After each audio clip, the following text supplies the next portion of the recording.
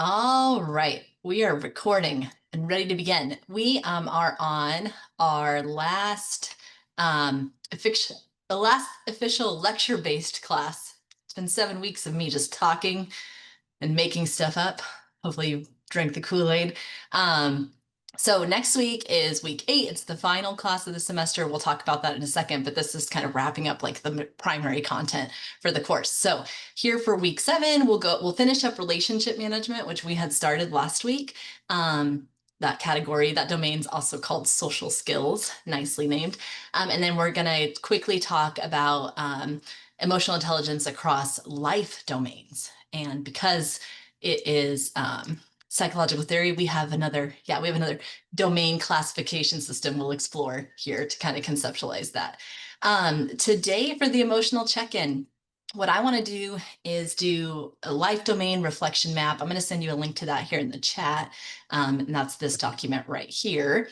But basically, like later in today's lesson, we are going to explore the 4 life domains, which are personal life, meaning yourself, self-care, well-being, your internal self, relationships, also called social life, professional life, and also your community life. And so to start us off today, we're going to use this reflection tool called Life Domains Reflection Map.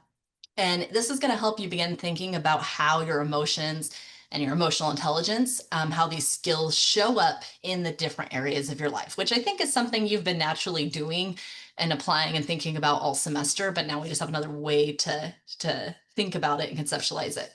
So in each quadrant here, notice how at the top of each chart or each grid, I have the 4 different life domains, which again, we'll cover later. And then each of the quadrants, each one prompts you to do something specific about that life domain. So I gave an example here of personal life, so self, right? So the first quadrant is going to ask you to identify one emotional challenge you face in this domain, in this particular life domain. The next quadrant is going to ask you to identify one strength or success or a win you've had in this area of life. The next one's going to ask you about an EI skill that you use effectively. And then the final one's going to ask you about an EI skill that you'd like to develop further. So you can approach these last 2 quadrants like 2 different ways. One, you can just name, we've gone over the 4 domains: self-awareness, self-management, social awareness, and relationship management. You can just name the skill at large, the domain at large, like I effectively use self-awareness in my personal life domain. Or you could be a little more specific, and that's ultimately where we want to get you, right? Each of these 4 domains had a specific set of sub-skills. So in my example here, I said self-awareness, but specifically emotional self-awareness, which was one of the skills of the self-awareness domain. Same with the skill I'd like to develop. I said self-management, but specifically my achievement orientation skill and self-management.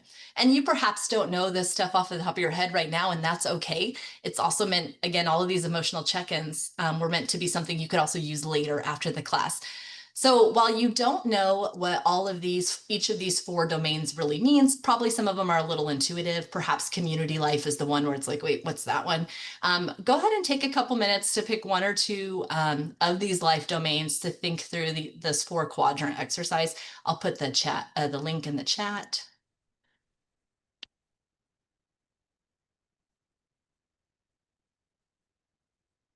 And you should see it there. I see people hopping on.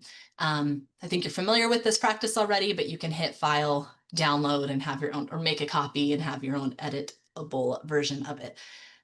So this will gear us up for what we're going to cover at the end. Go and take a couple minutes to think intentionally. Okay, that was a long enough silence. We'll move on, but of course, share online in the discussion boards. I wanted to quickly talk about the capstone project. So last week I rolled out some written information for you guys. I was going to also take you right into our course shell to show you where it's at, and that's under week 8, which is next week, our final week.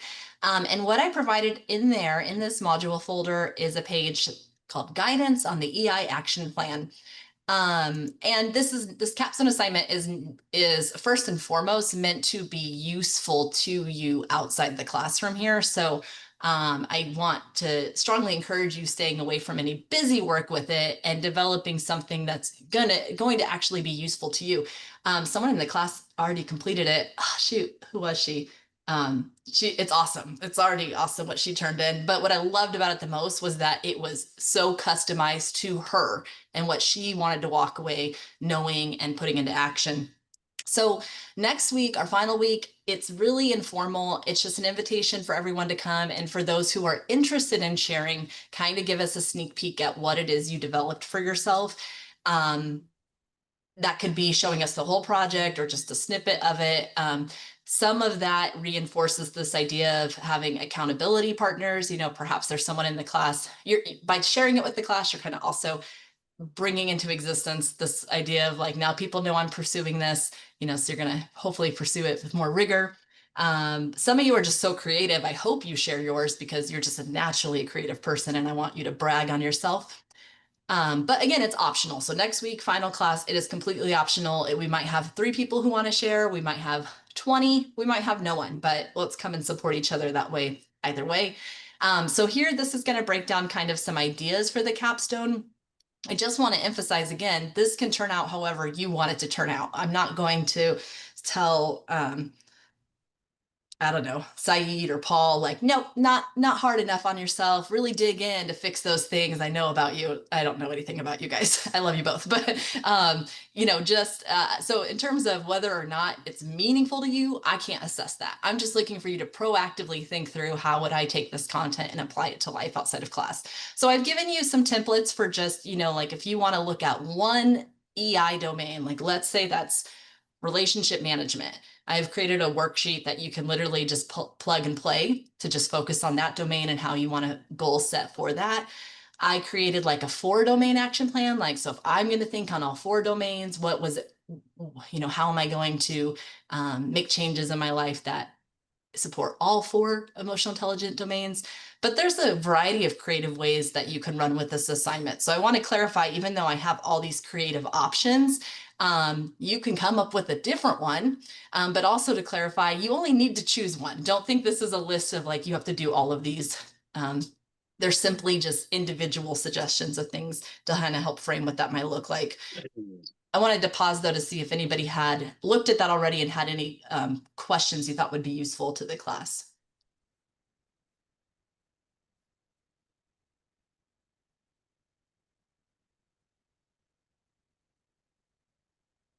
Andrew's the one that emailed me a couple days ago to verify that he only had to do one. So that was a good point. It never said anywhere prior to that you only need to choose one, just choose one. So you're going to find that again under the week 8 module, which I already released. I'll release today, week 7 here later today when the recording's done finalizing. Let's go back to the PowerPoint and just dive in because we got a little bit of time left. We have spent the whole class covering these 4 domains. We'll wrap up relationship management real quick. And remember that relationship management is about using, specifically using EI to build stronger relationships. It's defined as the ability to inspire, influence, and develop others while managing conflict. It involves a lot of things, so clear communication and effective handling of conflict, as well as teamwork and collaboration. And a relationship management, this is the domain where emotional intelligence becomes the most visible in the real world, which is why we also have said numerous times that we need self-awareness, self-management, and social awareness lead up to relationship management, right? This is where whether or not you have the 3 of those together comes through for everyone else. We talked about how, well, like, I guess what makes this domain like especially important and also complex is that it's got 7 different skills. So it's one of the broadest of the 4 domains we've covered. And these skills range from like, resolving conflict to inspiring others. So relationship management basically is going to show up in so many different areas of your life. So many different of those life domains, from friendships to family to your professional work, professional relationships, your leadership roles. So we covered the first 3 of these last week. We're going to now move on into number 4, inspirational leadership. So inspirational leadership, as it falls into relationship management, is where you motivate others, not just through authority, right? But by modeling a purpose, by modeling integrity, and also I would say enthusiasm, right? That's all part of that inspiration. You don't have to, I think it goes without saying, but you don't have to be a CEO or the president of our university to lead. You just have to act in a way that brings out the best in others. And to be an inspiring leader, to be an inspirational leader, there's a few key traits that sustain that. And one, well, first I would say self-awareness and authenticity, right? You lead from your values, not your ego, and other people can see that they can see your value system, right? And you're consistent in that. Optimism and resilience kind of go hand in hand here. So you stay grounded, but you also stay positive even when there's uncertainty, right? So you are resilient under uncertainty, but you're also optimistic for your followers in that uncertainty. Having that purpose orientation is another big one. You basically, as a leader, are connecting the everyday tasks to a bigger mission or a bigger meaning, something meaningful. And you're motivating and inspiring those working on those tasks to see that connection. And also with any leader, visibility, being present, consistently showing up and engaging and uplifting others. These are all huge components to being an inspirational leader. And I don't think there's anything in there that, you haven't heard before. I'm just articulating it to you from the EI perspective. If this is something that you want to grow in, because remember, relationship management has 7 different skills. If you want to grow as a leader, things you might consider focusing on are clarifying your values on the one hand, but then also actually living by them. Remember that consistency, the authenticity is a huge component of good inspirational leadership. Communicate, I guess, your why with others. Let others know what drives you. Let others know what the mission is, what the values are, what the goals are. But share your why with people that are following your leadership. And also share it with yourself. Be able to articulate it yourself, right? That's going to be a big one. Another aspect of inspirational leadership is kind of recognizing the people not under you. I don't mean to sound so hierarchical with this, but recognizing the strengths and the contributions of the people around you, and how you can plug them easily into that mission or into that goal. So notably, these practices, they're not just going to build your leadership skills, right? And equip you with the inspiration making skills. But obviously here we're going to see how anything you strengthen regarding leadership is going to strengthen every relationship you're a part of, whether you're in leadership position or not. With change, being a change catalyst, this is one that I love. I would like to I guess it's one that when I was learning through all this that I was like, ooh, that's an interesting one. So this means being someone who's going to take initiative, challenge that status quo, and also helping others navigate that change and navigate the uncertainty. This is someone who's going to advocate for new ideas, effectively manage people who are resistant to new ideas, resistant to change, and also keep people focused on that progress. You can see kind of where this goes hand in hand with that inspirational leadership. Effective people who are effective with being a change catalyst are usually very proactive. They act on something before being asked to do so. So they're kind of the self-starter. They have visionary thinking, so they see potential in what could be, and even when others can't yet. But also with that comes the communications skills of being able to explain the why behind that change, the why behind this new idea is a good idea, but in a way that people can connect with it, because we can be visionary thinkers, but if we can't communicate that right, that's going to get in the way of making that change and bringing people on board with it. And adaptability also plays a huge role in being a catalyst for change, and that staying flexible, modeling openness, especially when change is hard. Like the change catalyst acts as kind of that like foundation um, to the problems that come with change, right? So flexibility, modeling openness are crucial to that. If this is something, an area where you would like to grow in, perhaps you're not someone who, maybe you're someone that's resistant to change, but also someone who maybe doesn't see themselves in this way and would like to enhance this skill. Um, One thing you really focus on is staying solution focused. So it's hard to not get stuck in complaints, whether it's your own complaint or complaints you're receiving. We can get stuck there. So focus on, look for intentionally with a complaint, look for what can actually be done with it, right? So that solution focus. Um, Communication, obviously, this is going to help others see the benefits of change. You can't change everyone's minds, but you can bring people to the vision. And then also celebrate progress. We can't wait for perfect outcomes with change. We need to recognize the small wins along the way, which is going to be useful to keeping your change catalyst skill motivated, because change comes incrementally at times, right? It's not like a full change overnight. You all know that. Um, but being a change catalyst, like first and foremost, it's really about helping people move forward, and change can be the catalyst for that. I think when we looked at the relationship building domain, one thing that this relationship management domain, I think one of the first things we all thought was the building bonds aspect. That was a pretty, probably going to be evidently a skill in this area. And this notably is about creating strong, lasting, and healthy relationships, whether that's your personal life, at work, wherever that's at. And so when we take the time to build meaningful connections, collaboration, that comes easier, teamwork comes easier, trust grows. And then we become better at handling stress because we know we're not alone in something, right? So obviously, skills in this area would include things like being trustworthy.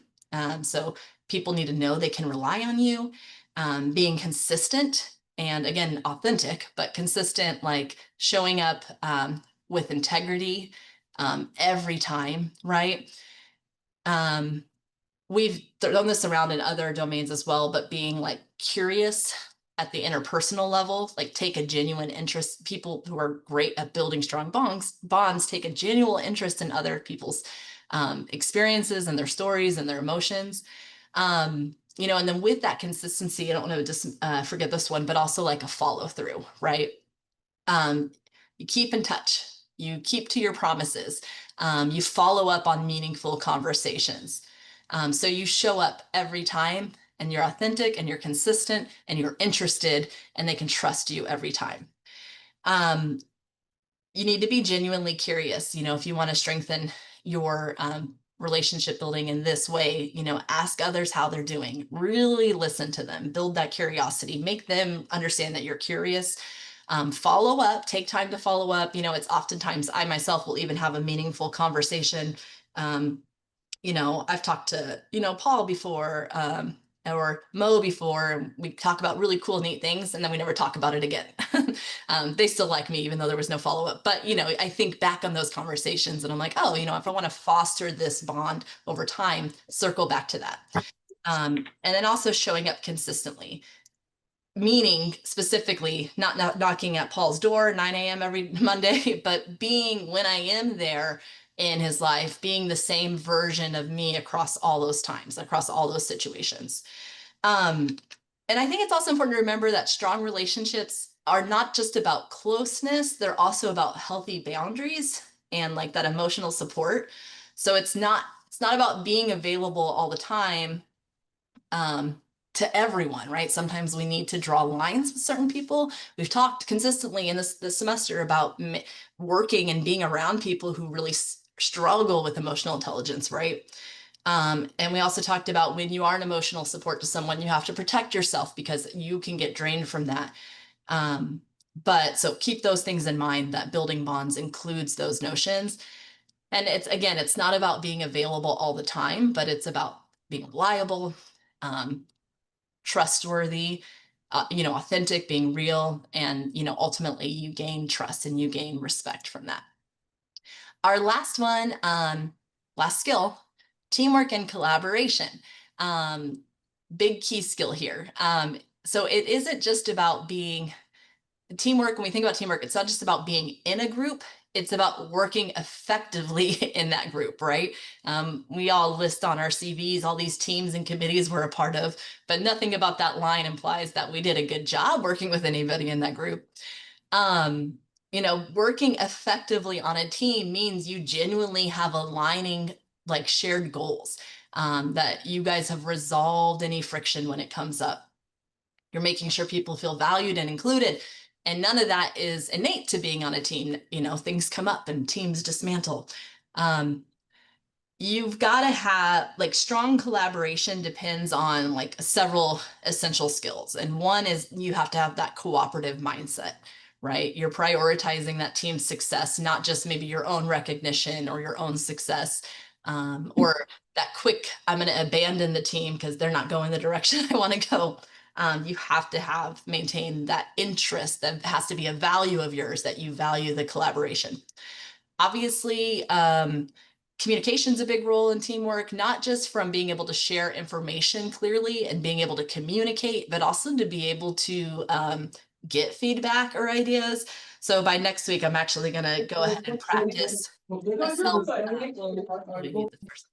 Next week, I'm going to go ahead and practice receiving feedback by letting you guys give me feedback on the course. I debated not doing that because I am easily dented and shatterable, so be very nice. But I do need the feedback, right? I need that communication. That's a goal for me. So please, next week when I invite you to do that, please do, because I actually get to teach this class again in the fall, and it's open to the community. So I'd like to know how it can be made its best.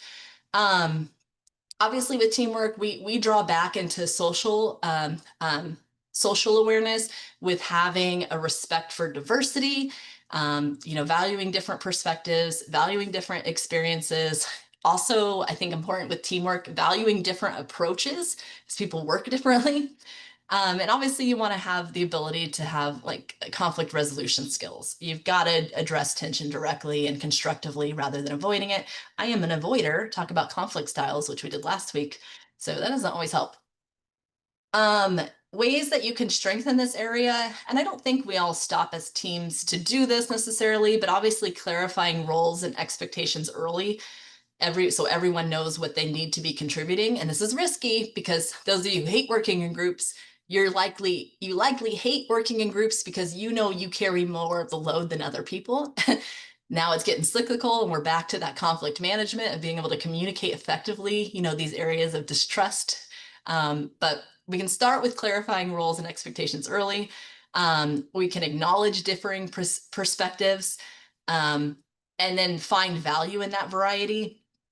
This just takes you actively recognizing, oh, that's a different perspective. It might not be a wrong perspective. And then practice that inclusive, like, decision making. So invite input before moving forward from your team. That can be really risky when you invite it from, like, the whole world, right? I'm sure President Rudin, if he invites input from all thousands of his staff members, there's going to be conflicting perspectives and things in there, right? But have, like, a trusted, that's what the team gives you, is a trusted cabinet of people to help filter through the options on the table, right? So, I mean, obviously collaboration, teamwork, it all works best when everyone feels heard and respected and committed to that mission. And I think emotional intelligence is a good way to make that possible. I say all this with a grain of salt because if you're on a team where someone struggles with emotional intelligence, obviously they're just going to be persistent issues. We're focusing on making you better at this time, right? We've talked through all the domains. I'll do it with this one as well. And how do we manage those with low relationship management, right? What do we do to protect ourselves or to make that better? So those are the seven skills for relationship management. When you go to work on that capstone assignment, if you're focusing on relationship management, maybe you want to find one or two of those specific skills that you really want to focus on because maybe others were easier for you. But I mean, we've talked about what healthy relationship management looks like: building bonds, working in teams, leading, conflict resolution, all those things. But as usual, I want to kind of flip the lens and talk about what it looks like for someone who struggles with relationship management. And just like our other domains, there's lots of reasons why someone might be low in an emotional intelligence domain. It's not always, again, I'll stress, about someone being uncaring. There's just emotional blind spots, lack of experience, or even deeper barriers that can cause that. So some of these look familiar to you because they're shared across all of them. But obviously, relationship management is where all the other domains meet. So obviously we're going to see lack of self-awareness and poor self-management as two of the reasons that lead to poor relationship management. People don't recognize their tone and their emotions and their behavior and how it affects others. People don't regulate their emotions and they overreact or shut down or become passive aggressive. Those are ways that low a lack of self-awareness and that self-management can come out in this relationship management side. So when they do this, when a person does this, they obviously break trust, right? You keep a distance from that person. That's typically a healthy person's response is to kind of go, I'm being careful with this person. Obviously, they're going to have weak social awareness as well. And especially in the empathy aspect, they're going to struggle to read those emotions and understand others' perspectives. And they're going to miss emotional cues, right? Or say the wrong thing at the wrong time, which we saw back in social awareness. Those were downsides of that. Other reasons that might lead to low relationship management skills. People with difficult past experiences, they may struggle to trust others. They may struggle to open up. They may struggle to communicate emotions clearly. And they can look then like they're withdrawing. They probably fear rejection, and they probably honestly lack the tools, some of these 7 skills, to really build safe relationships. And that's that insecure attachment or that trauma line. Someone with low relationship management obviously most likely has really low confidence or a lot of social anxiety. Because when someone fears rejection or judgment, they they're going to avoid conflict. They're going to fail to speak up. They're going to struggle to connect with others. They likely want connection, but are kind of too afraid to initiate it. Someone just messaged me and asked if I was recording. I'm pretty sure I hit record. I did. Woohoo. We come back to this cognitive and neurological differences. We talked about this last week, or over social relationships as well. I'm sorry, social awareness as well. ADHD, being on the autism spectrum, any of these can actually affect communication and like social behavior. So it's not, if someone is on a spectrum, let's say with autism, it's not a lack of potential or a lack of value to have relationships. It's there's often different strategies needed to maintain relationships, and for example, giving more explicit direct communication rather than trying to drop emotional cues, right? Those can be missed. We talked about the cultural environmental factors. This one's kind of interesting because, well, we talked about this with social awareness. People are raised in different cultures.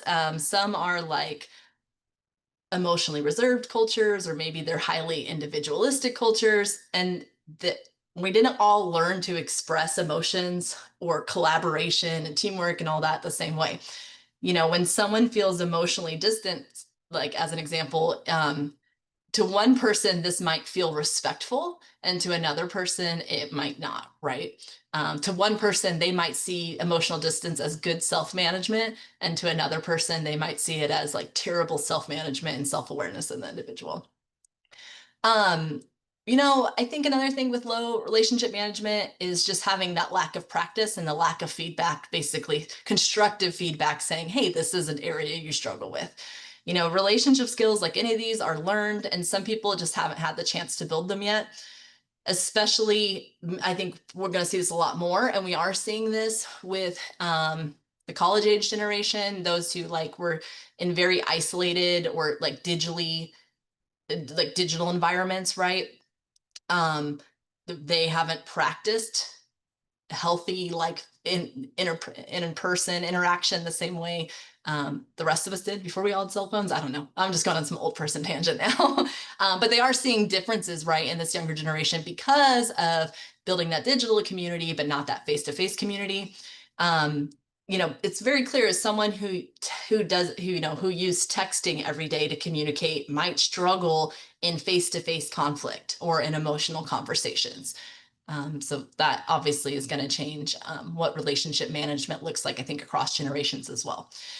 These aren't excuses, they're just explanations, right? The more we understand what can block strong relationship skills, relationship management, the more compassion you can have for it, right? So you're reaching back into your own EI skills to develop compassion for it. And the more self-awareness it gives ourselves to grow individually. Perhaps one of these really resonated with you in your own experience.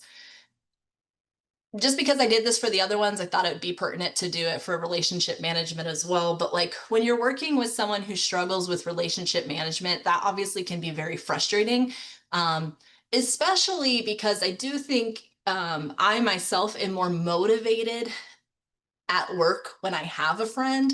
We do that Gallup survey, is it once a year? And then we'll ask that question. I yes or no, I have a best friend at work. And I want a best friend at work. And I'm always someone who's very aware of that answer because it matters to me to work with people that I feel like I have a bond with. And I know people who don't feel that way, who genuinely like, I don't need a friend at work. Though Gallup's research would suggest differently. Doesn't matter. For some of us, especially though, who really do need those relationship bonding, those relationships at work, it can be really frustrating to work with people who don't need that, but specifically are really bad at it. And there are strategies, you can use to protect your well-being and maintain that professionalism, and sometimes even improve the relationship with that person over time. I don't think a lot of these need a lot of explanation because you've heard it before. Don't take it personally, right? The behavior from that person often has more to do with their own emotional patterns rather than anything you've done. Let's not dismiss that maybe you did something, but that's my low self-confidence talking, because to me, I'm always the problem. But don't take it personally. It'd be step one. Set clear boundaries. Be really consistent about what's okay with you in terms of appropriate relationship and what isn't. Boundaries can be really respectful and firm at the same time. Communicate, like I said, be calm and direct. And this would mean like communicate clearly, but also calmly. Don't rely on hints. Be really direct, but also be really kind. If they get emotionally intense, stay steady because that's your power in the situation. And we also have talked, I'm jumping down to another point because it fits in, but like when you model the right behavior, it's likely going to be learned, right? Which is going to contribute to improving that relationship. Keep records. This is a new one. You did not see these on the last on the last domains, but I think especially in professional settings, it's really important to keep records of like maybe decisions that were made or really important conversations. I don't think this is petty. I think it's useful for two things. First, in terms of emotional intelligence, it's going to help you stay grounded in your facts, because over time, working with someone who has low EI, whatever domain it is, just low emotional intelligence, like it's going to drive you crazy. You're not going to feel like you even exist or know what's going on.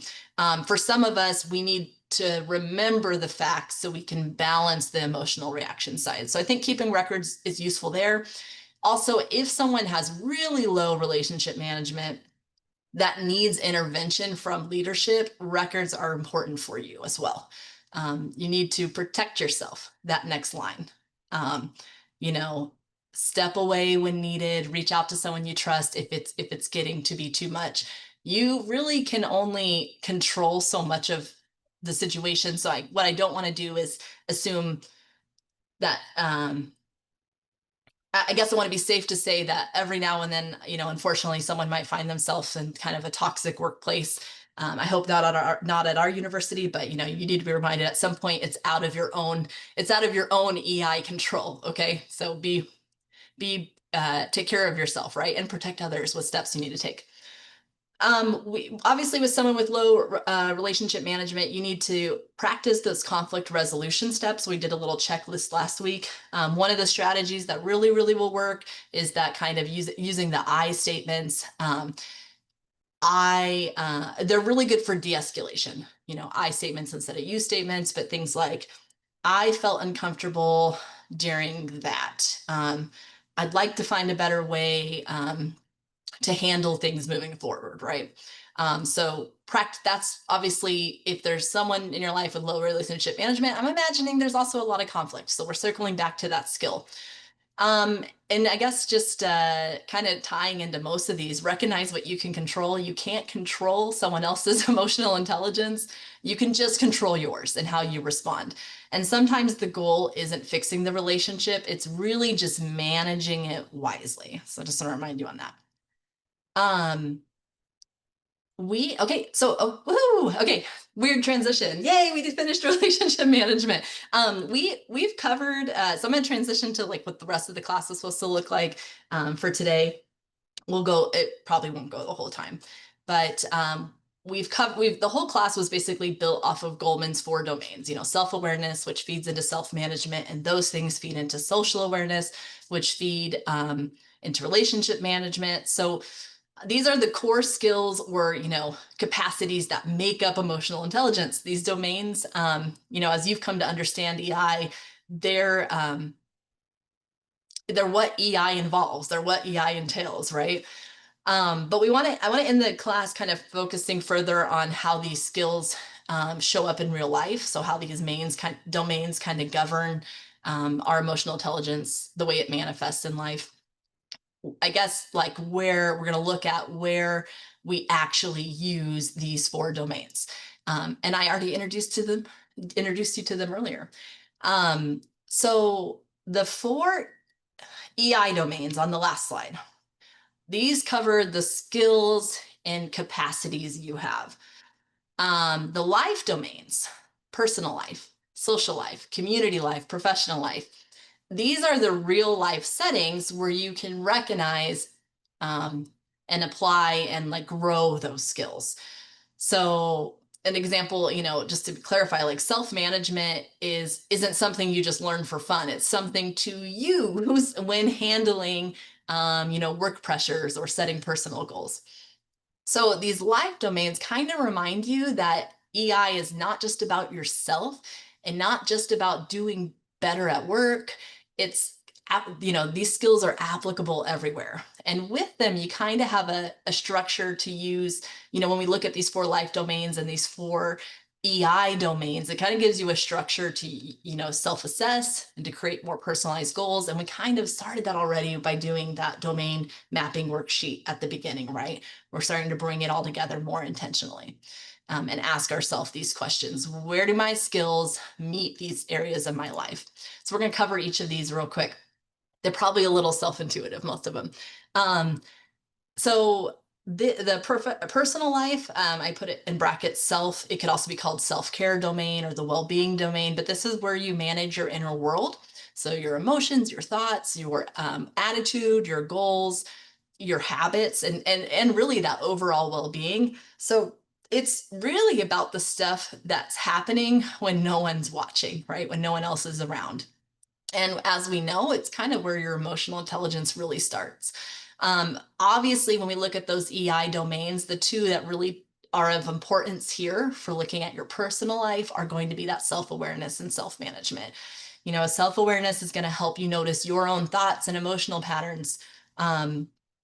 Self-management is what helps you regulate all that, right? To stay focused, to take care of yourself with good habits, to make good choices that align with your values, with yourself. And research really shows that emotional intelligence plays a huge role, we've covered this from the beginning, in that personal well-being, in taking care of self.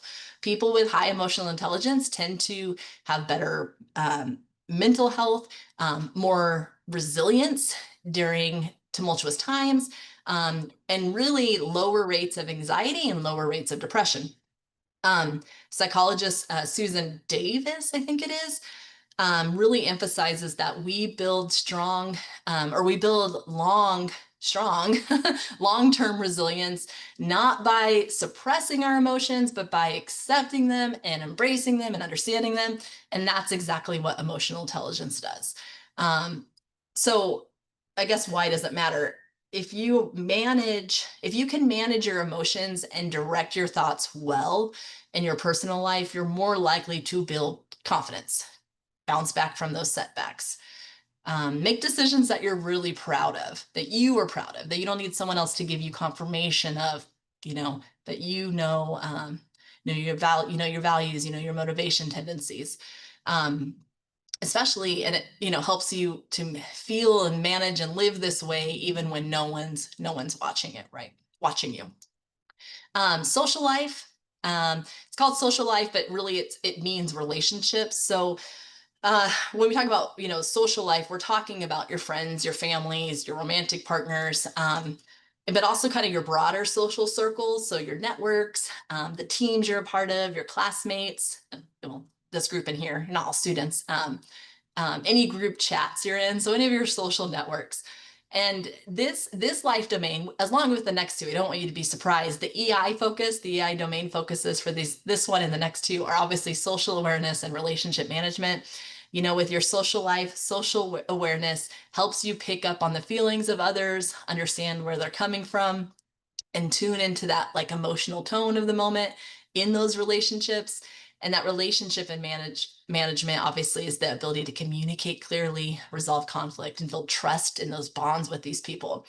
um, Emotional intelligence, we know, is strongly linked to empathy, to having increased empathy skills, but also people who are emotionally intelligent have healthier communication patterns. um, People with high emotional intelligence report having fewer conflicts and a more satisfying social life, so more satisfying relationships. Stronger relationships, research tells us that these stronger relationships are one of the biggest predictors of your well-being. um, so talking about how relationships actually feed back into that self domain. Relationships help you manage stress. They help you feel connected. They also help build resiliency by helping you through those life's ups and downs, but with support, right? So you can see where this domain is going to also support that self domain. um, uh, this is about with this relationship domain, and emotional intelligence is about helping you um, show up and connect in meaningful ways, whether that's in tough conversations with friends or being there for your sibling, um, showing empathy in a group setting. The emotional intelligence is what helps you show up in these relationships. Let's talk about community. That's probably the one we weren't all able to, I wasn't able to define initially till I looked at it. I don't think it's intuitive to think of this as a domain of life, but this is how you engage with the world beyond your inner circle. So the world beyond self, the world beyond friendships, right, and relationships. So this includes things like which clubs and organizations are you a part of? Where do you volunteer? Um, what causes do you really care for that you support? Um, and also, kind of in a broader sense, this is the domain of life that deals simply with like being a thoughtful and responsible and contributing member of society. Obviously, social awareness, relationship management are huge skills here. But specifically with the community mindset, social awareness helps you understand those needs and experiences of people from different backgrounds or from different communities. Um, and relationship management, there's a different, the skills there, which looks a little different than social life, our last domain. You can use relationship management in this area to inspire others, to lead with integrity, um, build teams, and work on collaboration. So what research tells us with this life domain, with the community or civic life domain, is that with emotional intelligence is connected to pro-social behavior, I guess you could say, also with higher civic engagement and also more ethical decision making. So people with higher emotional intelligence are more likely also to be like compassionate, to take like compassionate action, be those change catalysts. but also make space for the voices of others. So Kerr, there was an article done by Kerr, and there was a couple other people on it from early 2000s, but their research found that empathy and compassion, huge components of emotional intelligence, right, are really essential for building inclusive and responsible communities, right? So you're building the skill set to contribute that way.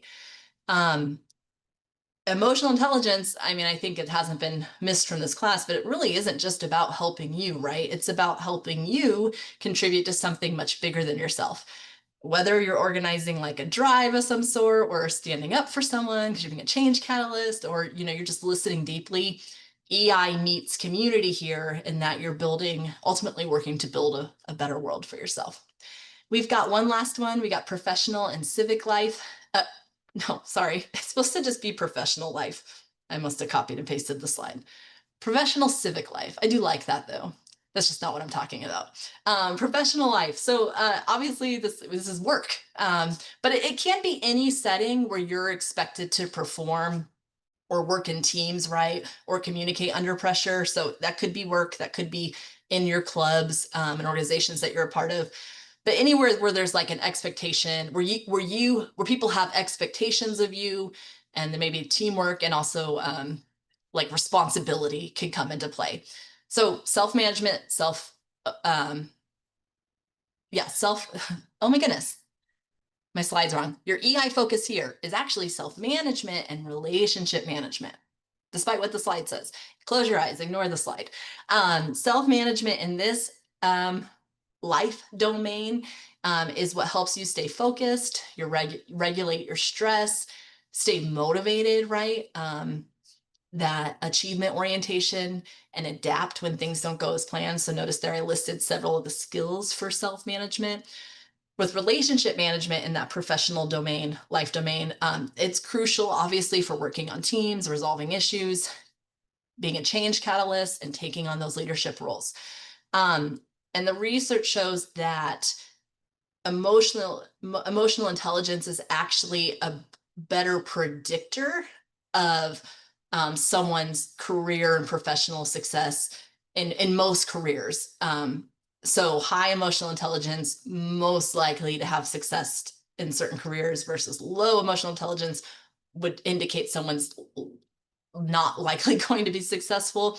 And what it was ultimately saying is that it's a better predictor of your workplace success than your IQ is, right? So not that HR should do this, but if I gave you an emotional intelligence assessment and an IQ assessment, let's say like the GRE, I'm better off making a hiring decision off the EI assessment, which we should not do because that is illegal, but just that's what the research is pointing towards. So we know that professionals with high emotional intelligence obviously perform better, especially like in collaborative and team-based and leadership settings. I think everyone would agree to that. I think the perfect EI person, like think about it, the person who's mastered all four of these domains, I think we'd follow blindly, right? We just would trust that person. Anything they said, I would do.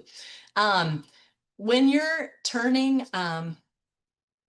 when you're working like on a group project, or you're navigating workplace dynamics, EI is going to help you stay steady in that and take feedback well, or succeed in environments where emotional tone and communication really play a big role in outcomes. And I would argue most our work in academics does rely on communication, right? And us working together as a unit towards a mission. I think when President Rudin or any of our leadership starts, an assembly with any of us, mission, values, that's always tied in there, because we know from the research that's part of what drives us forward and propels us forward as a team. So just to kind of wrap up what we were talking about with these 4 life domains, domains like self-awareness, relationship management, these are the tools you have. The life domains, relationships, self, professional, community, are the places where you use those tools. So by looking at these 2 domains these 2 categories side by side, EI domains and life domains, it can really help you step back and kind of analyze your own life. You know, which life domains feel really strong for you, which ones might you want to grow in, which EI skills could help you get there, which EI skills are you lacking that influence this life domain in a negative way, but maybe not this one. So when you connect these ideas, you can kind of get a meaningful, focused, goal-oriented approach to making real change in your life. So, you know, for example, you can set a goal for your self-management, to use self-management in order to handle stress better at work. Because maybe the way you handle stress at work is different than what it looks like in, you know, in your civic engagement. You can build social awareness to deepen your friendships, right? So it's a lot of, I think, to me, easy plug-in aspects to it. So I think the main thing I want to stress as we're kind of wrapping this up is that emotional intelligence isn't just like a concept to learn. I hope some of you just enjoyed learning it. But it's only useful to you if it's practice, right? It's a skill you need to keep building on all the time, and there will always be setbacks and there will always be ways forward. But if implemented intentionally, it's going to help you navigate many life challenges with confidence, but also down a road to success. So I just want to encourage you, and that's kind of what the capstone assignment is about, is to reflect on your own life domains. Think about how you can use your EI skills to kind of grow and thrive in each of those areas. There's basically 2 assignments left in the class, one last journal, which I'll open when I open week 7. And here's kind of a optional prompt that kind of models what we just covered with life domains. And then next week is the capstone. So that concludes our final lecture-based class. Thank you, guys. Thank you so much for letting me learn all this with you. I have said in my last message to you guys, I've been just as much a student as a leader in this class. I've learned a lot about myself this semester, for sure. I'm just going to open the floor for chit chat and talking. If you need to take off, feel free. I'll see you here this time next week. If you want to hang out for a bit, I've got the time. Thank you.